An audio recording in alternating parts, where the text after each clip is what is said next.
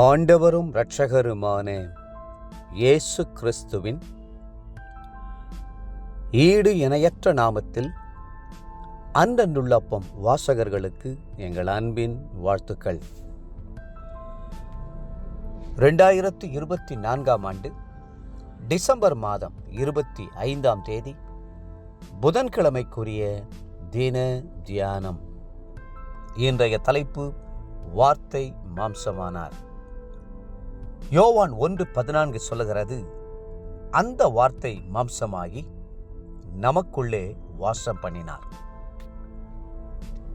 அன்றன்றுள்ள அப்பம் வாசகர்கள் ஒவ்வொருவருக்கும் என் அன்பின் கிறிஸ்துமஸ் வாழ்த்துக்களை மிகுந்த மகிழ்ச்சியுடன் தெரிவிக்கிறேன். உங்களுடைய குடும்பத்தினருடன் சந்தோஷமாய் கொண்டாடுகிற இந்த கிறிஸ்துமஸ் நன்னாளிலே தேவ பிரசன்னமும் தெய்வீக சந்தோஷமும் உங்களில் நிறைவாய் இருப்பதாக. இன்று நமக்காக பாலகனாக பிறந்திருக்கிற இயேசு கிறிஸ்து யார்? ஆம், அவர் பூரண தேவனானவர். அதே நேரம் பூரண மனிதனாகவும் அவர் அவதரித்தார். அவர் பிதாவுக்கு சமமாயிருந்தவர் தம்மைத்தாமே வெறுமையாக்கி மனிதனானார் என்று பிலிப்பியர் 2ஆம் அதிகாரம் 6-7 வாசிக்கிறோம். அதே வார்த்தையை அப்போஸ்தலனாகிய யோவானும், அந்த வார்த்தை தேவனாய் இருந்தது, அந்த வார்த்தை மாம்சமாகி என்று யோவான் 1:1 மற்றும் 1:14 எழுதுகிறார்.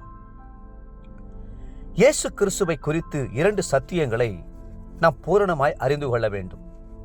அதோடு அவற்றை ஏற்றுக்கொண்டு விசுவாசிக்கவும் வேண்டும். முதலாவது, அவர் தேவனானவர். இரண்டாவது, அவர் வார்த்தையானவர். இந்த 2 சத்தியங்களும் 2 இறக்கைகள் உள்ள ஒரு பறவையைப் போல இருக்கின்றன.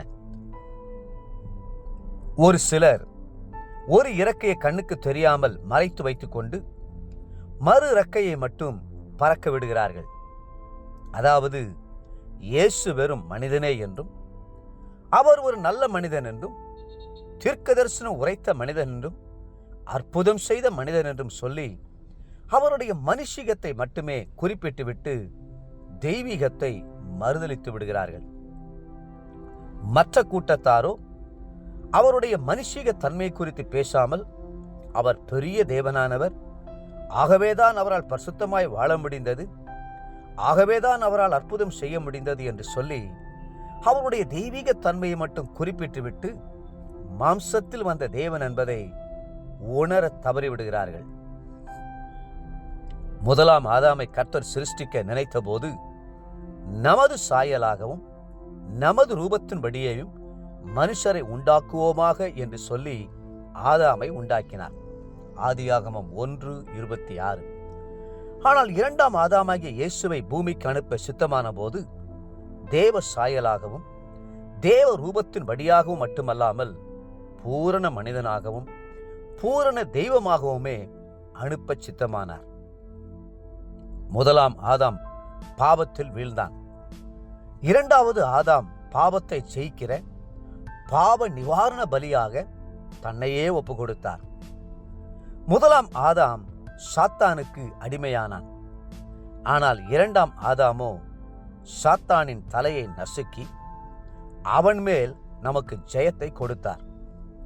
அப்போஸ்தலனாகிய பவுல் 1 கொரிந்தியர் 15:22 ஆதாமுக்குள் எல்லாரும் மரிக்கிறது போல கிறிஸ்துவுக்குள் எல்லாரும் உயிர்ப்பிக்கப்படுவார்கள் என்றும், முந்தின மனுஷனாகிய ஆதாம் ஜீவாத்மாவானான் என்று எழுதியிருக்கிறது, பிந்தின ஆதாம் உயிர்ப்பிக்கிற ஆவியானார் என்று அதே அதிகாரத்தின் 45ஆம் வசனத்திலும் எழுதியுள்ளார்.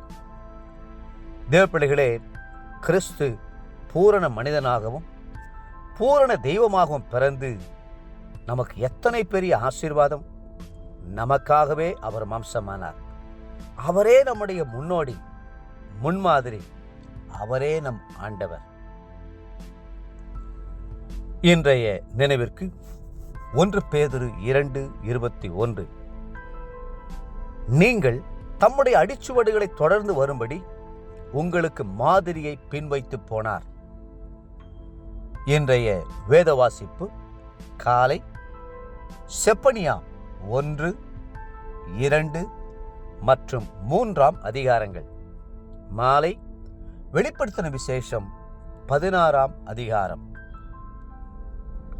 அன்புக்குரிய அன்றன்றுள்ள வாசகர்களே, மீண்டும் உங்களை வாழ்த்துகிறோம். தேவனாகவும் மனிதனாகவும் பிறந்த இயேசு பிறந்த நல்ல நாளில் உங்கள் யாவருக்கும் கிறிஸ்துமஸ் வாழ்த்துக்கள். கர்த்தர் தாமே உங்களை ஆசீர்வதித்து மென்மேலும் உயர்த்துவாராக. ஆமென்.